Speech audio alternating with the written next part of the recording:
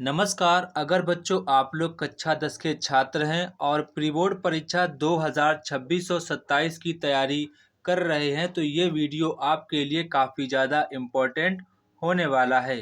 बच्चों आज हम लोग अंग्रेजी विषय के लिए एक इम्पोर्टेंट और न्यू क्वेश्चन पेपर सॉल्व करेंगे जो कि बच्चों आपके प्री बोर्ड एग्ज़ाम के लिए काफ़ी ज़्यादा इम्पोर्टेंट है। बच्चों ये क्वेश्चन पेपर आपका एनसीईआरटी पैटर्न पर आधारित है जो कि बच्चों आपके बोर्ड एग्जाम के लिए काफ़ी ज़्यादा इम्पोर्टेंट क्वेश्चन है। बच्चों मैंने अंग्रेजी विषय के लिए ओनली 10 क्वेश्चन पेपर बनाए हैं जिसमें मैंने जितने भी आपके बोर्ड एग्जाम के लिए इम्पोर्टेंट क्वेश्चन हो सकते हैं वो यहाँ पर मैंने सभी के सभी इम्पोर्टेंट क्वेश्चन कवर किए हैं। ठीक है, तो अगर बच्चों आप लोगों ने इन 10 क्वेश्चन पेपर की ईमानदारी के साथ प्रैक्टिस कर ली तो बच्चों मैं दावे के साथ कह सकता हूं कि आप लोगों के बोर्ड एग्जाम में 70 में से आप सभी लोगों के 65 प्लस मार्क्स 100% का आएंगे, क्योंकि यहाँ पर मैंने सभी के सभी इम्पोर्टेंट क्वेश्चन रखे हैं। अब आप लोगों को अलग से इम्पोर्टेंट क्वेश्चन पढ़ने की आवश्यकता नहीं होगी। बस आप सभी लोग इतने 10 क्वेश्चन पेपर की अच्छे प्रकार से प्रैक्टिस कर लेना है। खूब बढ़िया तरीके से आपको प्रैक्टिस कर लेना है। तो बच्चों ये आज हमारा सेकेंड क्वेश्चन पेपर है। आज हम लोग इसको सॉल्व करेंगे और देखते हैं कि आपके एग्जाम के लिए कौन कौन से इम्पोर्टेंट क्वेश्चन हो सकते हैं, और साथ साथ में आपको बताएंगे कि आपको बोर्ड एग्जाम में कौन कौन सी गलतियां नहीं करनी है जिनसे बच्चों आपके मार्क्स कट जाते हैं। और बच्चों साथ साथ में मैंने यहाँ पर पहला क्वेश्चन पेपर अपलोड कर दिया है जिसको आप लोग देख सकते हैं। तो बच्चों आज हम लोग क्वेश्चन पेपर नंबर सेकेंड को सॉल्व करते हैं। तो बच्चों सबसे पहले आपको एग्जाम में पार्ट ए देखने को मिलेगा जिसमें बच्चों आप लोगों को बहुविकल्पीय प्रश्नों के आंसर देने होते हैं। तो बच्चों यहाँ पर आपको एक स्टेंजा दिया जाएगा, उसी स्टेंजा के बेस पर आप लोगों से क्वेश्चन पूछे जाएंगे। मतलब कि यहाँ पर आपको एक छोटा सा दिया जाएगा पैसेज, उसी पैसेज के बेस पर आप लोगों से कुछ एमसीक्यू टाइप क्वेश्चन पूछे जाएंगे। तो सभी बच्चे एक बार ईमानदारी के साथ पैसेज को रीड करेंगे ताकि आपके रीड करने की स्किल इंक्रीज हो जाए और आप बोर्ड में जल्दी से पैराग्राफ को पढ़ सकें। ये बातें आपको ध्यान रखनी है। आप सभी लोग ईमानदारी के साथ वीडियो को पॉज करना है, एक बार पैराग्राफ को पढ़ना है। ठीक है, तो बच्चों मैं ऐसी उम्मीद करता हूँ आप लोगों ने वीडियो पॉज करके पैराग्राफ पढ़ा होगा। तो बच्चों यहाँ पर आप देखेंगे सबसे पहला आपका जो क्वेश्चन है, यहाँ पर आपसे कह रहे हैं कि what do we see on all slides. तो यहाँ पर आपसे कह रहे हैं कि what do we see on all side, मतलब कि हम सभी दिशाओं में क्या करते हैं, क्या देखते हैं, वो यहाँ पर आपको बताना है। तो यहाँ पर आपका राइट आंसर होगा a seething mass of turbulent life. तो यहाँ पर आपका ऑप्शन नंबर बी वाला करेक्ट आंसर हो जाएगा। इसके बाद आपका क्वेश्चन नंबर नेक्स्ट है, what did the western nation faced individuality and different periods. तो बच्चों यहाँ पर आपका जो राइट आंसर होगा ऑप्शन नंबर डी वाला आपका करेक्ट आंसर होगा ऑल ऑफ दीज। क्या होगा? All of these. इसके बाद आपका क्वेश्चन नंबर थर्ड है, which word in the passage means at the same time. तो बच्चों यहाँ पर आपको जो पैसेज दिया गया था उसमें बच्चों एट द सेम टाइम का मीनिंग क्या होगा वो यहाँ पर आपको बताना है। तो बच्चों यहाँ पर एट द सेम टाइम का मतलब होता है साइमल्टेनियसली। ठीक है, तो यहाँ पर आपको ऑप्शन नंबर डी वाला करेक्ट आंसर हो जाएगा। ठीक है, इसके बाद बच्चों आपका क्वेश्चन नंबर नेक्स्ट है, चूज द करेक्ट ऑप्शन। तो यहाँ पर कह रहे हैं कि there have come many changes since I dot dot my blaze. यहाँ पर आपको भरना होगा लेफ्ट। क्या भरना होगा? लेफ्ट। यहाँ पर आपको भरना होगा लेफ्ट। ठीक है, इसको आपको ध्यान रखना है, लेफ्ट। इसके बाद यहाँ पर आपसे कह रहे हैं कि if man falls several times in his mission, मतलब कि कोई आदमी अपने गोल में या कोई मिशन में कई बार फेल हो जाता है, ही बिकम्स, तो वह हो जाता है। तो जो सभी को पता वो आपका उदास हो जाता है, मतलब कि थोड़ा सा। तो यहाँ पर आपका ऑप्शन नंबर बी वाला करेक्ट आंसर हो जाएगा। आपको बच्चों हमेशा अपनी हार्ड वर्क पे बिलीव करना है, ठीक है, इसको आपको ध्यान रखना है। इसके बाद आपका क्वेश्चन नंबर 6 है। यहाँ पर बच्चों आपसे कह रहे हैं कि आपको रीअरेंजमेंट करनी है। बच्चों यहाँ पर आप रीअरेंजमेंट करेंगे। A fox was wandering in the forest in search of food, तो यहाँ पर आपका पहला ही वाला ऑप्शन करेक्ट आंसर हो जाएगा।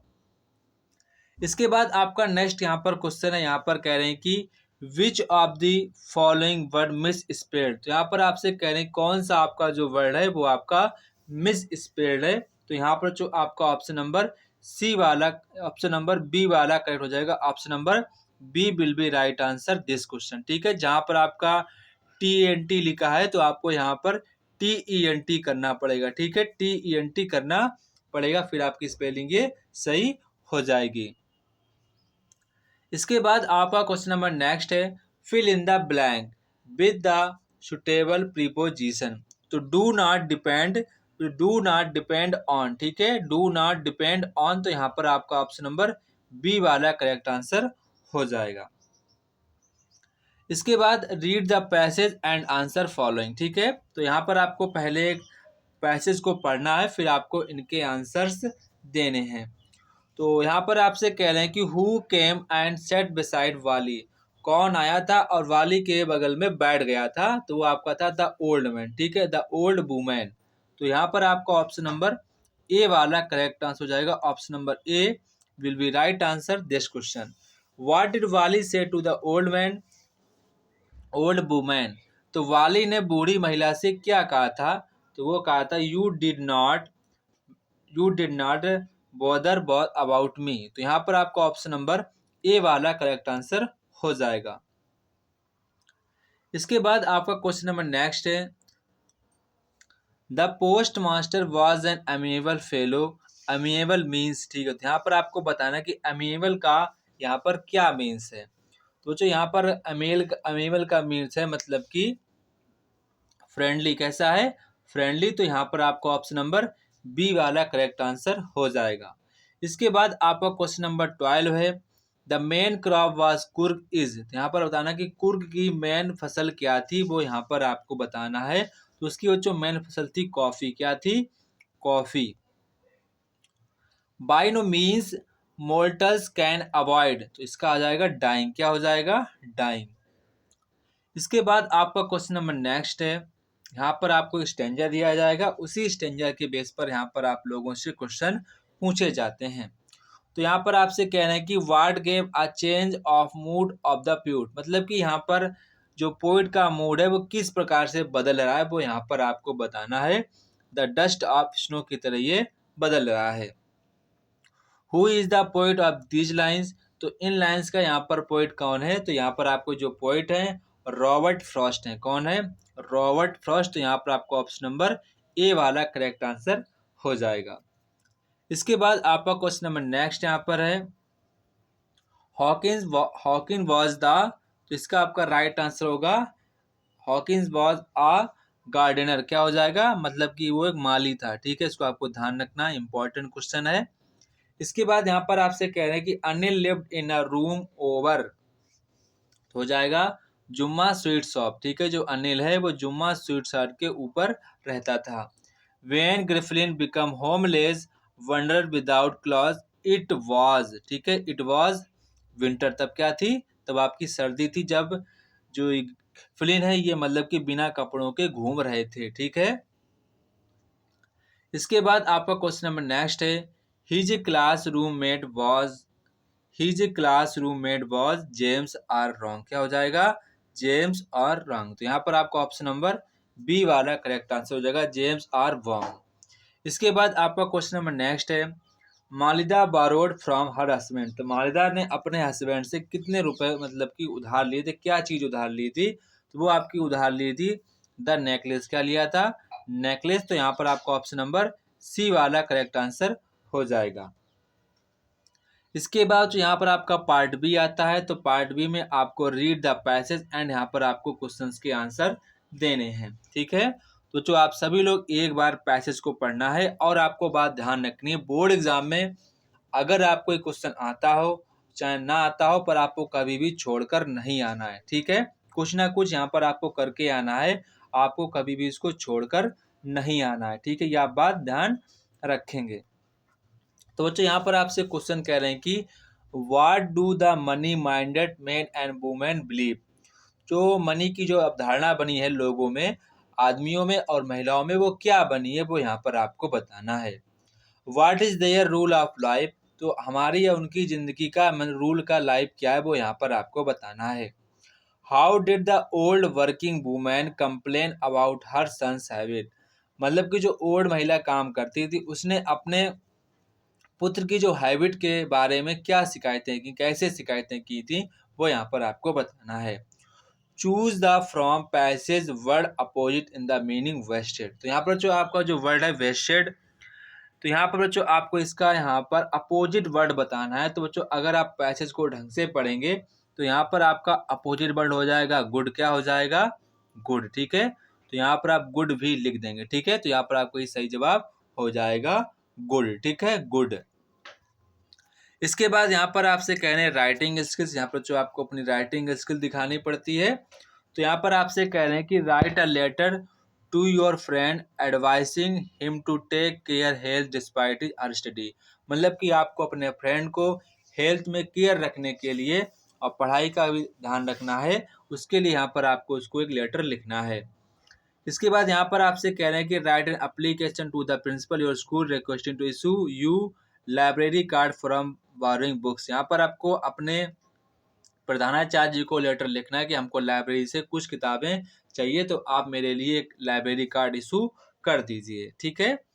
इसके बाद यहाँ पर आपसे कह रहे हैं कि राइट एंड रिपोर्ट, मतलब कि यहाँ पर जो आपको ऐसे लिखना होता है, ठीक है। तो बच्चों यहाँ पर आपको पहले से हेडिंग दी गई है, तो आपको इन्हीं हेडिंग्स पर यहाँ पर चर्चा करनी है, ठीक है। ये आपका टॉपिक रहेगा, ये आपकी हेडिंग्स रहेंगी। तो यहाँ पर आपको कम मेहनत करनी पड़ती है, ठीक है। कई बार हमको हेडिंग खुद से बनानी पड़ती हैं, तो इसमें हमको यहाँ पर प्रॉब्लम रहती है। तो जो यहाँ पर आपको हेडिंग दी गई है, पहले आप हेडिंग डालेंगे introduction, when and where, victims, events happening, last में आपका होगा कंक्लूजन। तो यहाँ पर आपके पास हेडिंग्स हैं, तो काफ़ी बढ़िया है, आपको हेडिंग डाल के बढ़िया तरीके से लिख देना है। इसके बाद और में अगर बात करते तो और में यहाँ पर आपका टॉपिक है annual function in your school, ये आपका टॉपिक है और ये बच्चों आपकी हेडिंग्स हैं, ठीक है। तो आपको इन हेडिंग्स पर यहाँ पर लिखना होता है, ठीक है। आपको जो लगभग में यहाँ पर 3 पेज का यहाँ पर आपको ऐसे लिखना पड़ेगा, तभी यहाँ पर आपको नंबर मिल पाएंगे, ठीक है। ये यहाँ पर आपको ध्यान रखना है। इसके बाद जो यहाँ पर आपका ग्रामर सेक्शन आता है, तो ग्रामर सेक्शन यहाँ पर हम लोग देखते हैं। तो बच्चों यहाँ पर आप पहला आपसे कह रहे हैं कि Mohan said to me what are you doing now, तो मोहन ने मुझसे कहा कि अब तुम क्या कर रहे हो। तो इसको बच्चों हम लोगों को इनडायरेक्ट स्पीच में बनाना है। सबसे पहले आप लिखेंगे मोहन की जगह मदन है, ठीक है, मदन। ये आपका इंटेरोगेटिव है, तो आपको यहाँ पर लग जाएगा आस्क्ड, मदन आस्क्ड मी, ठीक है, Madan asked me what I was, क्या लिखेंगे, व्हाट आई वाज डूइंग, ठीक है, what I was doing then. तो यहाँ पर आपका ये इनडायरेक्ट स्पीच बन जाएगा। इसके बाद यहाँ पर आपसे कह रहे हैं कि आपको यहाँ पर इसका पैसिव वॉइस बनाना है। तो इसका पैसिव वॉइस बनाएंगे लेट, क्या लिखेंगे, लेट दिस ऐसे, ठीक है, लेट दिस ऐसे बी, ठीक है, बी लर्न, ठीक है, लर्न नाउ बाई मी, ठीक है। ये आपका यहाँ पर पैसेज बन जाएगा, सॉरी पैसिव वॉइस बन जाएगा। और आपको ध्यान रखना है पैसिव वॉइस हमेशा वर्ब की थर्ड फॉर्म लगती है, ये आपको ध्यान रखना। तो यहाँ पर मैंने लर्न की यहाँ पर थर्ड फॉर्म लिखी है। इसके बाद यहाँ पर आपको पंचुएशन करना है। तो पंचुएशन में क्या करना है, सबसे पहले आपको मदर लिखना होगा, मदर सैड का एस छोटा बनेगा, सैड टू मी, ठीक है। फिर आपको कॉमा लगाना, फिर आपको इन्वर्टेड कॉमा लगाना है। फिर बच्चों आपको यहाँ पर करना क्या, हाउ का एच आपको बड़ा बनाना है, ठीक है, हाउ का यहाँ पर आपको एच बड़ा बनाना है, आर का ए छोटा बनाना है, यू का यहाँ पर वाई छोटा बनाना है, गेटिंग का जी छोटा बनाना है। इसके बाद आपको योर का बाई छोटा बनाना है। इसके बाद स्टडीज़ का यहाँ पर आपको एस छोटा बनाना है। इसके बाद आप क्वेश्चन मार्क लगाएंगे, फिर आपको इन्वर्टेड कॉमा क्लोज कर देना है। ये आपकी यहाँ पर पंचुएशन हो जाएगी। इसके बाद जो यहाँ पर आपसे कह रहे हैं कि यहाँ पर आपको ट्रांसलेशन करनी है, तो यहाँ पर जो आप देखेंगे, आज हमारा देश तेजी से उन्नति कर रहा है। टुडे सबसे पहले आप क्या लिखेंगे, टुडे अवर कंट्री, क्या लिखेंगे, today our country is, today our country is processing, क्या लिखेंगे, प्रोग्रेसिंग, क्या लिखेंगे, प्रोग्रेसिंग, प्रोग्रेसिंग रैपिडली, क्या लिखेंगे, प्रोग्रेसिंग रैपिडली, ठीक है, रैपिडली। इसके बाद यहाँ पर आपसे कह रहे हैं कि चारों तरफ खुशहाली है, चारों तरफ खुशहाली है, तो आप लिखेंगे देयर इज, क्या लिखेंगे, देयर इज प्रॉस्परिटी, ठीक है, प्रॉस्परिटी, ठीक है, प्रॉस्परिटी ऑल अराउंड, ठीक है, ऑल अराउंड। इसके बाद कह रहे यह एक प्रगतिशील देश है, यह एक प्रगतिशील देश है, तो इट इज, क्या लगाएंगे, इट इज अ डेवलपिंग, ठीक है, it is a developing country, ठीक है, डेवलपिंग कंट्री। जनसंख्या और बढ़ती कीमतें बड़ी समस्याएं हैं, मतलब कि जनसंख्या और बढ़ती हुई मतलब कि कीमतें, तो क्या लिखेंगे, पॉपुलेशन, क्या लिखेंगे आप लोग, पॉपुलेशन